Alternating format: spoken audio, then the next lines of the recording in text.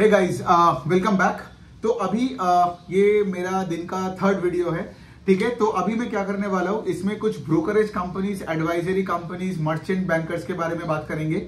तो ICICI securities, IFL securities और summit securities करके कंपनी है, ठीक है। तो सिर्फ इन तीनों को कवर करेंगे बिकॉज इन तीनों का Q2 का नंबर्स आ गया है। तो आई थॉट के लाइक एक साथ करते हैं सो दैट आपका एक समझ में भी आ जाएगा कि लाइक स्पेस में क्या हो रहा है, ठीक है। तो पहले चलिए आईसीआईसीआई सिक्योरिटीज के बारे में बात करते हैं, ठीक है। अब इनका देखिए, इनका बेसिकली दो मेन डिवीजन है, ठीक है। एक है कि लाइक इनका ब्रोकरेज डिवीजन, ठीक है, जिनको ऑफकोर्स मतलब इनका जो ब्रोकरेज सर्विसेज है उस पे इनका जो वॉल्यूम ग्रोथ होता है टर्नओवर पे, उस पे ये लोग कमाते हैं। और ऑफ कोर्स ब्रोकरेज में क्या होता है, आपने देखा होगा कि लाइक जो ब्रोकरेज कंपनीज होते हैं ये लोग अपने जो क्लाइंट्स होते हैं इनको से फॉर एग्जांपल ट्रेडिंग के लिए आप उसको उधारी में पैसा देते हो, राइट, जिसको हम बोलते हैं एमटीएफ करके, मतलब मार्जिन ट्रेड फंड जिसको बोलते हैं एमटीएफ। तो उससे भी ये कंपनीज, ये ब्रोकरेज कंपनीज, उसका एक इंटरेस्ट इनकम मिलता है। तो ये जो इंटरेस्ट इनकम वाला पार्ट है और ये जो ब्रोकिंग का जो ये वॉल्यूम से जो ये कमाते हैं, राइट, तो दिस बिकम्स आईसीआईसीआई सिक्योरिटीज का कुछ अप्रोक्सीमेटली 70% ऑफ द सेल्स, ठीक है।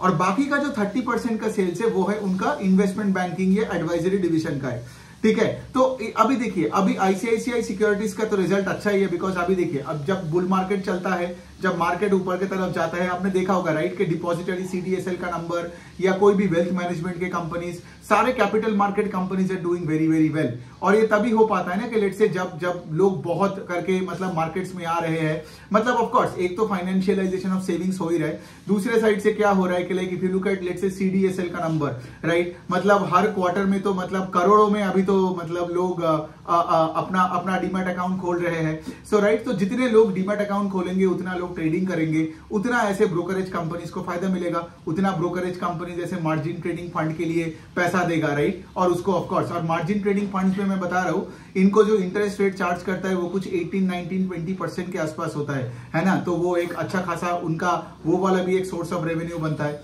तो यहां पे देखिए, तो ये जो वाला सेगमेंट है आईसीआईसीआई सिक्योरिटीज का, this segment did very well.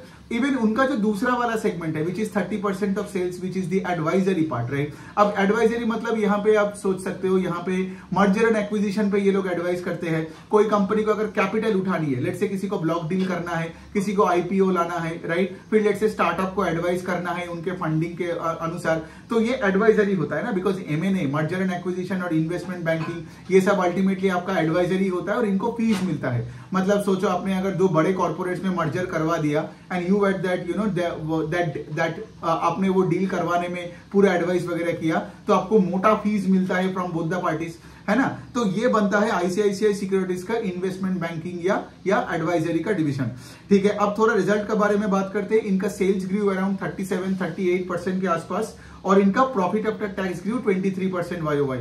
PAT का ग्रोथ से थोड़ा सा डिसअपॉइंटेड हूं बिकॉज मुझे लगा था कि लाइक इनको ऑपरेटिंग लेवरेज मिल जाएगा, बट लेकिन इनको मिला नहीं।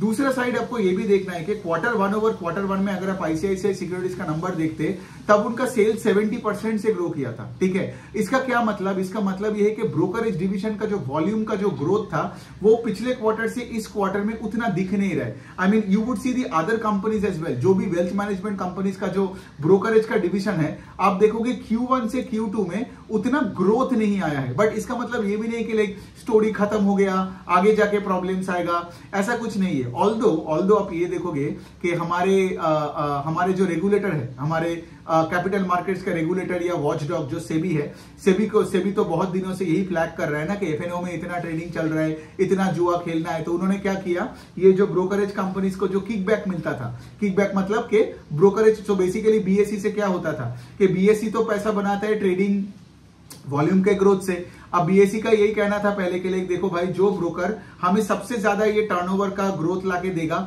उसको हम कुछ बेनिफिट्स देंगे, गॉट इट। लेकिन क्या हुआ, फिर सेबी ने आके बीएसई को और सबको समझा दिया कि भाई देखो आगे जाके आप कोई पर्टिकुलर ब्रोकर को फेवर नहीं कर सकते हो, उनको आप एक्स्ट्रा कैश नहीं दे सकते हो just because they are getting you more volumes. This is SEBI's way of telling the world के लाइक हम यहाँ पे डिस्करेज कर रहे हैं ये जो एफएनओ में जो ग्रोथ आ रहा है।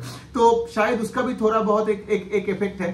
एक्चुअली ये सारे कंपनीज का मैंने सिर्फ एंजल वन का कॉन कॉल सुना था, तो एंजल वन का भी वही है ना, एंजल वन का 10-12% का रेवेन्यू का घाटा अभी होगा, right, because going forward, because उनको जो एक्सचेंज से जो पैसा मिलता था जिसको वो एंसिलरी इनकम में डालता था, अदर इनकम में, वो इनकम नहीं आएगा। लेकिन एंजल वन का मैनेजमेंट ने वही बोला, एंड आई गेस इनका जब कॉन कॉल होगा तो ये लोग भी वही बताएगा कि लाइक वॉल्यूम ग्रोथ इतना है ना, that takes care, that over compensates for the loss in revenue जो से फॉर एग्जांपल ये गाइड मतलब ये गाइडलाइंस की वजह से हुआ है, ठीक है। तो ठीक है, but then again having said that operating leverage नहीं मिला आईसीआईसीआई सिक्योरिटीज का, और ये 70-60% का ग्रोथ का इंजन था, अभी ये 30% से ग्रो कर रहा है, ग्रोथ है राइट, लेकिन थोड़ा सा पेस घट गया, सो वही वाला पॉइंट है, ठीक है। तो ये हो गया आपका आईसीआईसीआई सिक्योरिटीज। अब दूसरा कंपनी के पास जाते हैं, आईआईएफएल सिक्योरिटीज, जिनका कुछ ऐसा ही बिजनेस मॉडल है, मतलब उनका भी ब्रोकरेज डिवीजन है, राइट, जिसमें ऑफकोर्स वो ट्रेडिंग इनकम से वो कमाता है, फिर वो भी मार्जिन ट्रेडिंग फंड्स देते हैं,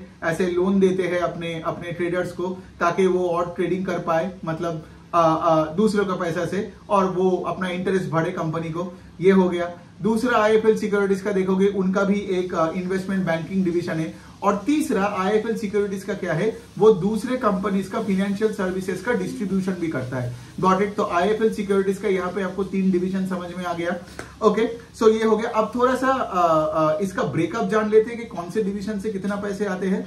सो पता नहीं मैंने यहाँ पे लिखा कि नहीं, एक बार मैं देख लेता हूँ इसका, एक्चुअली हाँ मैंने लिखा है, ठीक है। क्या होता है ना, जब मैं कोई पीपीटी पढ़ता हूँ या पहले देखता हूँ, मैं पढ़ते पढ़ते मैं रनिंग नोट्स लेता हूँ, उसका सारे इनसाइट्स लिख लेता हूँ, बट कभी कभार क्या होता है ना, लाइक इन अ वे के लिए 1-2 पॉइंट छूट जाती है, बट चलो यहाँ नहीं छूटा है। तो इनका ब्रोकरेज डिवीजन से 45-50% सेल्स आता है, ठीक है।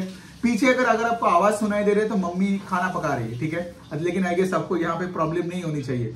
सो ब्रोकरेज डिवीजन से 45% का सेल्स है, ठीक है। इन्वेस्टमेंट बैंकिंग से इनको कुछ 10-15% के आसपास का इनका सेल्स आता है, और बाकी का जो पार्ट है वो फाइनेंशियल प्रोडक्ट्स का डिस्ट्रीब्यूशन से आती है, मतलब दूसरों का म्यूचुअल फंड आपने बेचा, दूसरों का आपने लेट्स से इंश्योरेंस बेचा। तो अगर आप किसी का म्यूचुअल फंड या डिस्ट्रीब्यूटर हो, मतलब क्या है, वो आपका इन्वेस्टमेंट बैंकिंग या फिर एडवाइजरी का डिवीजन के अंडर आते हैं। मतलब if I am an adviser, ठीक है, मेरे पास मेरा कोई पीएमएस या म्यूचुअल फंड नहीं है, लेकिन मैं आपको एडवाइस करूंगा कि कौन से म्यूचुअल फंड में आप जा सकते हो, कौन सा इंश्योरेंस आप ले सकते हो based on your risk profiling, और उसके अनुसार यू वुड पे मी अ फी, लेट्स से एनुअल फी या मंथली फी और व्हाटएवर इट इज, ठीक है। सो बेसिकली क्या है, आईएफएल सिक्योरिटीज का ये तीनों डिवीजन है, लेकिन इनका भी मेजॉरिटी सेल्स कहां से आ रहा है, ब्रोकिंग डिवीजन से, ठीक है। अब यहाँ पे एक बात है, जो ब्रोकरेज डिवीजन है आईएफएल सिक्योरिटीज का, अगेन इनका ग्रोथ मुझे थोड़ा सा टेपिट लगा, because they grew only 17%। If you look at the Angel One का ब्रोकरेज का division, they grew north of, कितना था उनका आई थिंक वॉल्यूम ग्रोथ अगर आप देखोगे एंजल वन का YOY लेवल पे in Q2 that was like around 50-55% के आसपास। लेकिन यहाँ पे एंजल वन आईएफएल सिक्योरिटीज का the brokerage division grew only 17%। लेकिन इनका जो मार्जिन ट्रेड जो फंडिंग करते हैं, मतलब ये जो लोन्स देते हैं ट्रेड करवाने के लिए, दैट उनका जो बुक है, मतलब कितना पैसा उन्होंने टोटल दिया है, दैट बुक ग्रीव 40%, ठीक है। तो वो तो हो रहा है ठीक से। दूसरे साइड से ये लोग जो डिस्ट्रीब्यूट करते हैं म्यूचुअल फंड्स और अपना इंश्योरेंस प्रोडक्ट्स, राइट, तो ये जो डिस्ट्रीब्यूशन का जो AUM बना है, मतलब इसका मतलब है कि मैंने कितने क्लाइंट्स को कितना पैसे कहां पे डालने को बोला, राइट, तो उसका भी AUM बनता है ना, मतलब it's like an advisory AUM, asset under advisory, got it. So ये जो म्यूचुअल फंड का AUM का जो एडवाइजरी का बुक है, that grew also 20% on a quarter basis. इसका क्या मतलब कि यहाँ पे ब्रोकरेज डिवीजन में थोड़ा सा ग्रोथ में इशू है, राइट, मतलब इशू नहीं है, मतलब 17% का ग्रोथ है, लेकिन यहाँ पे क्या है, लोग म्यूचुअल फंड में मतलब पागलों की तरह SIP कर रहे हैं, तो मतलब वहां पे क्या हुआ, म्यूचुअल फंड AUM का क्वार्टर का ही ग्रोथ है आपका अराउंड 20%। सो नंबर्स तो अच्छा ही है। आईआईएफएल सिक्योरिटीज का भी कुछ 32% का सेल्स का ग्रोथ है, लेकिन इनको ऑपरेटिंग लेवरेज मिला जो लेट से आईसीआईसीआई सिक्योरिटीज को नहीं मिला। तो इनका पैट का growth is 91% and the ROE इन सबका कंपनीज का 25-30-35% के ऊपर होता है। सो इसका क्या मतलब, ये दोनों जो कंपनीज है, अनाव आपको समझ में आ रहा है कि लाइक ऐसे कंपनीज किस किस डिविजन्स में है और इनका जो वेल्थ मैनेजमेंट का डिवीजन, वेल्थ मैनेजमेंट मतलब डिस्ट्रीब्यूशन का जो बिजनेस है वो भी वेल्थ मैनेजमेंट का पार्टी आता है, एडवाइजरी भी वेल्थ मैनेजमेंट का पार्टी आता है ना। तो ये वेल्थ मैनेजमेंट डिवीजन में आइदर लोग बहुत अच्छे कर रहे हैं या फिर लोग वेल्थ मैनेजमेंट में घुसने का कोशिश कर रहे हैं। Got it? तो that is how you see कि wealth management is a huge mega trend, because India में टायर 2, 3, 4, 5 सिटीज में वेल्थ मैनेजमेंट मतलब it hasn't even scratch the surface. ठीक है, करोड़ों लोग हैं जिनके पास बहुत पैसा है, लेकिन किसी को और LIC एजेंट के पास नहीं जाना है। सबको जाना है कि स्टॉक मार्केट में जाना है, और स्टॉक मार्केट में जाओगे तो उनको एक एक्सपर्ट चाहिए, राइट? उनको एक मेंटर चाहिए जो उनको संभाले, उनका उनका बिहेवियर संभाले, राइट? उनको फोमो से बचाए, उनको इक्विटी रिसर्च के बारे में सिखाए, kind of a thing that I am doing, right? So because point वही है कि मैंने जब जॉब छोड़ के इस स्पेस में आया था, मुझे उस टाइम से समझ में आ गया था कि इसमें स्कोप क्या है, करेक्ट? बिकॉज पूरा दुनिया आगे जाके वेल्थ मैनेजमेंट की तरफ शिफ्ट हो रहा है। ठीक है, आज आप देख भी रहे हो, राइट? कितने का, जैसे एंजल वन ने वेल्थ मैनेजमेंट का डिवीजन बिठा दिया, वो शायद अगले साल से वो चालू भी हो जाएगा। फिर आप देखोगे कितने सारे कंपनीज है जिनको समझ में आया कि सिर्फ प्योर ब्रोकिंग से पैसा नहीं बनेगा। ठीक है, ब्रोकिंग से तो बन रहा है, लेकिन क्लाइंट को क्रॉस सेल करवाने के लिए हमें डिस्ट्रीब्यूशन करना पड़ेगा, वेल्थ मैनेजमेंट करना पड़ेगा, और भी बहुत सारे प्रोडक्ट्स है जिसको आप मतलब लेट्स से PMS का डिस्ट्रीब्यूशन, फिर ऑल्टरनेट एसेट्स में भी आप जा सकते हो ना, AIF, PMS and so on and so fourth, right? So you become a one stop shop solution for all your clients का फाइनेंशियल नीड्स, राइट? सो यही है, और टीम में तुम्हारा फाइनेंशियल प्लानर्स रहेगा, टैक्सेशन का बंदे रहेगा, CAs वगैरह रहेगा। मतलब क्या, अगर मैं IIFL के अंदर आया या फिर मैं एंजल वन के अंदर गया, मतलब मुझे वहां पे सारे फाइनेंशियल नीड्स मुझे मिलेगा। Got it? मेरा वेल्थ क्रिएशन नीड्स, मेरा से आज से फॉर एग्जांपल ये जो इंश्योरेंस का नीड्स हो गया, कैपिटल प्रोटेक्शन का नीड्स, सब कुछ आपको मिलेगा। तो यही पूरा दुनिया चल रहा है, और सारे के सारे wealth management companies, brokerage companies इसी ट्रेंड पे आगे बढ़ रहा है।